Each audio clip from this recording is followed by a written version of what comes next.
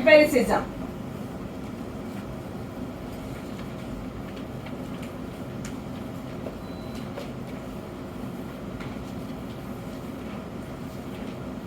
Amit has already said in Scrum we follow empirical process. So let me first of all give you the definition of what do you mean by empiricism. So empiricism states that knowledge comes from two things. Thing number one is knowledge comes from the things that you observe on the ground, not by just some preconceived notion. And thing number two is knowledge comes from experience. So let me put it, empiricism says knowledge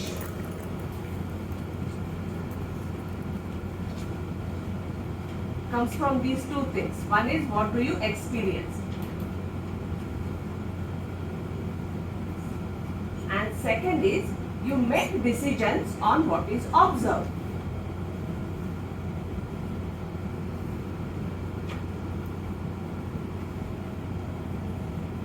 On observations.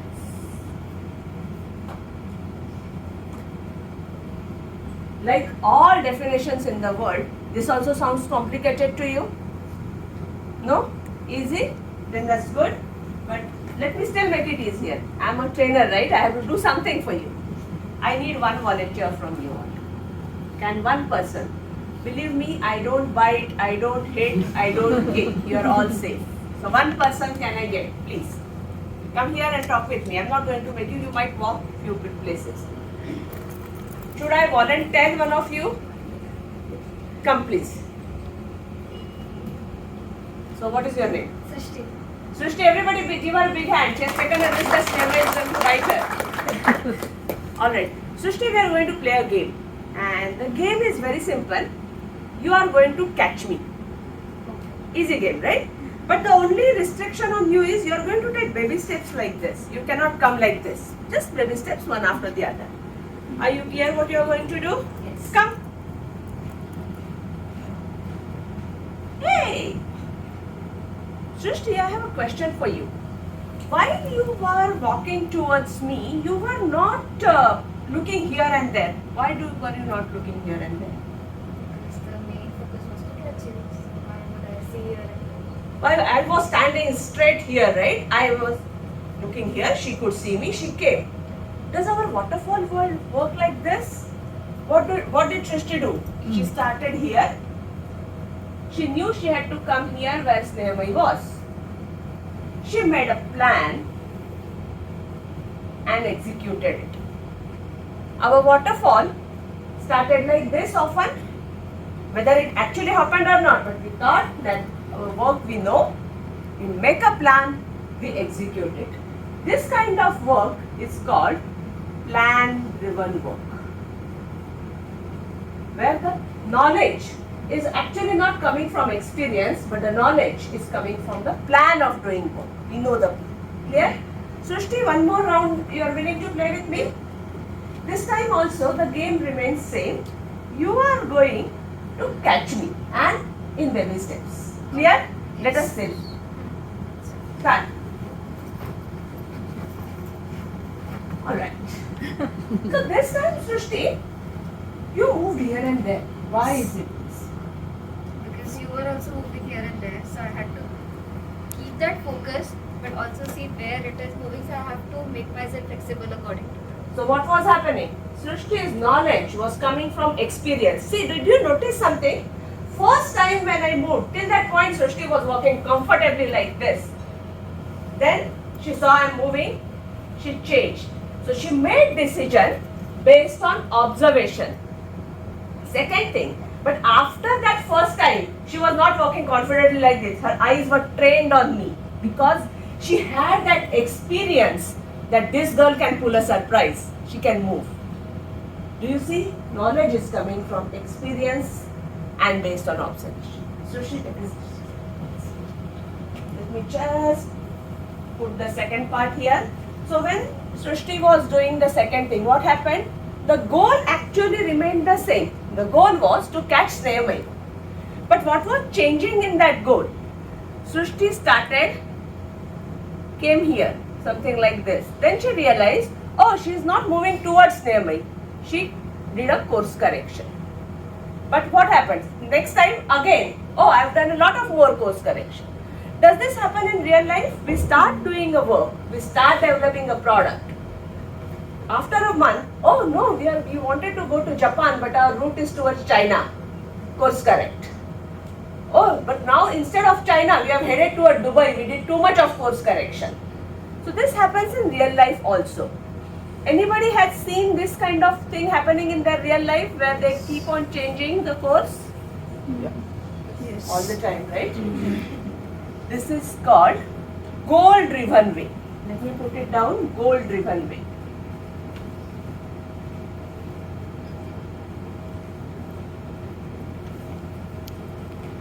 To work in a goal-driven way, you need to follow empiricism. Any questions on the difference between plan-driven way and a goal-driven way? Clear? Now, I am going to talk about a couple of things which are necessary for you to work in this empirical way.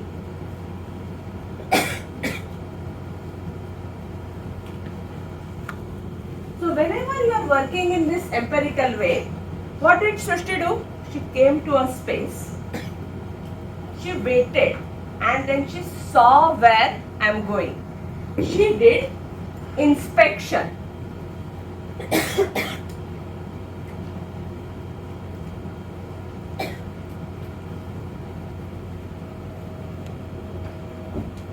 Once she did inspection, she changed her course. She adapted the path. Adaptation.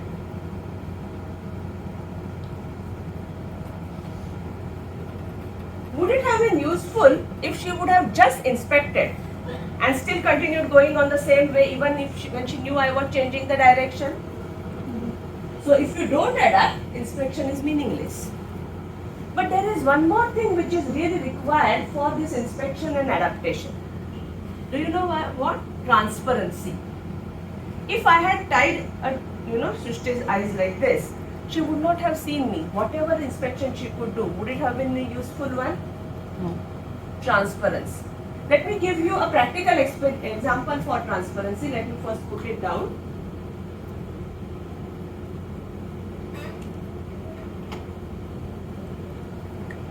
Does it happen? Tell me if this is a scenario which sounds very familiar to you.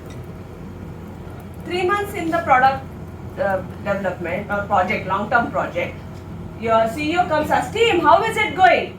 All well, everybody with smiles, nice, happy. CEO goes back with a smile on his face. 6 months afterwards, team, how is going? All well, nice, happy. And in 8th month, when the release time comes, everything goes down. Does it happen? So actually the CEO did attempt to do inspect and adapt. What was missing? Transparency in the earlier time. Because honestly speaking, we as developers often know that things are not going well, but we may not be transparent. Now why it happens? There are multiple reasons. But this transparency is missing. So if there is no transparency, your inspection is not used. These three things, transparency, inspection and adaptation, are called as 3 pillars of empiricism.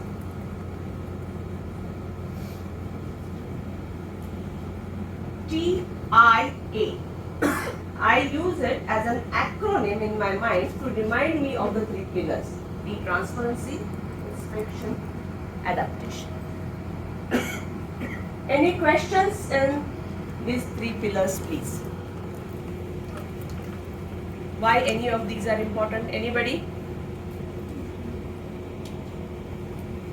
Yes, sir. Can too much transparency hit us back in practical scenario?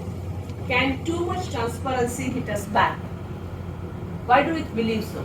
Yeah, let's say I have some kind of schedule I have to complete in that way. Okay, it's fair enough. We allow our team to fail, but my team made a blunder. So, is it the right way to put that transparency to customer or stakeholders? Transparency means everybody is on the same place in order to do the inspection. So whatever information we need in order to do the inspection, you should share. So So if you need that information to do inspection towards, say you are deciding your next schedule and you need that, customer should know. Transparency is not bearing all your heart to everybody. Transparency is making sure that everybody is on the same platform. They have the same shared understanding of the progress. They know where we stand with the progress. That is what is transparency. Does that make sense? Alright, any other questions?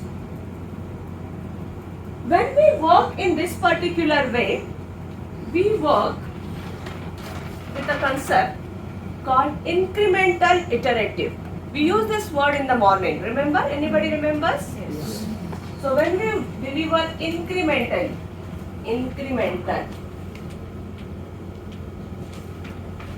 what does that incremental word mean? We deliver in pieces. Let me put it down. So when Shrishti was coming towards me from there, even when she came here and went, some progress was already made, incremental, some value was already given. She also worked in an iterative way. Let me put it down.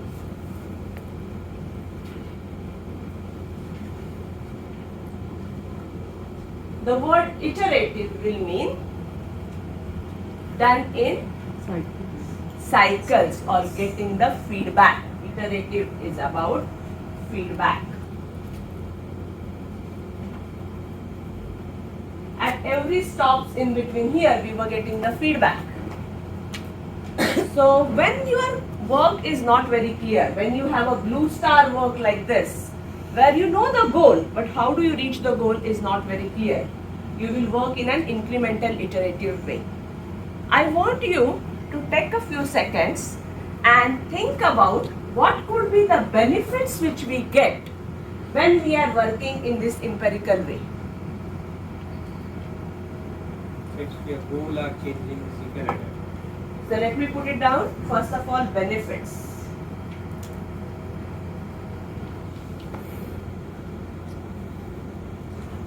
Yeah, So go ahead, if you are sir. moving or goals are changing, then you can So- change your.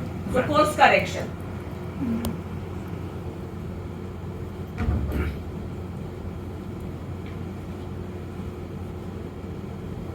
Any other benefits? Minimum feedback. Just one person at a time, please. Minimum rework. Rework will be reduced because your change will be reduced. So minimum rework. So I will just say reduce rework. I will be even more lazy and just draw down arrow like this. Anybody else? I'm sorry? Better result. Better result, better quality, because we now will actually reach the blue goal rather than reaching somewhere in the ocean. So better quality or better output. So your work quality will be better. Anybody else has any other benefit? Early feedbacks. Early feedbacks which will allow us to get this Corrections. course correction. Quick feedback, early feedback.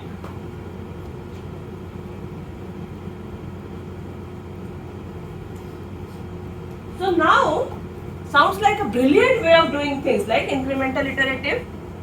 Should we make a rule? Here onwards, everybody works in only empirical way and work in incremental iterative. Can we make a rule like that? No. Let me ask you a few situations, and then we will decide if this situation is complex or where we do not know how to reach our goal. Such a situation is called a complex situation, where we do not know how to reach our goal. Alright? First question, raising a child. Complex or a simple? You know how to raise a child, or you have to inspect and adapt over the way. What happens? If no experience, it will be complex. It's always Complex. complex. I have a friend who has twin daughters. Do you believe that she uses exactly the same approach with both her daughters, even though they are twins? No. They are two very different girls. So, can we say that raising the children follows more empirical? Are there some approaches in raising our childs which are plan driven?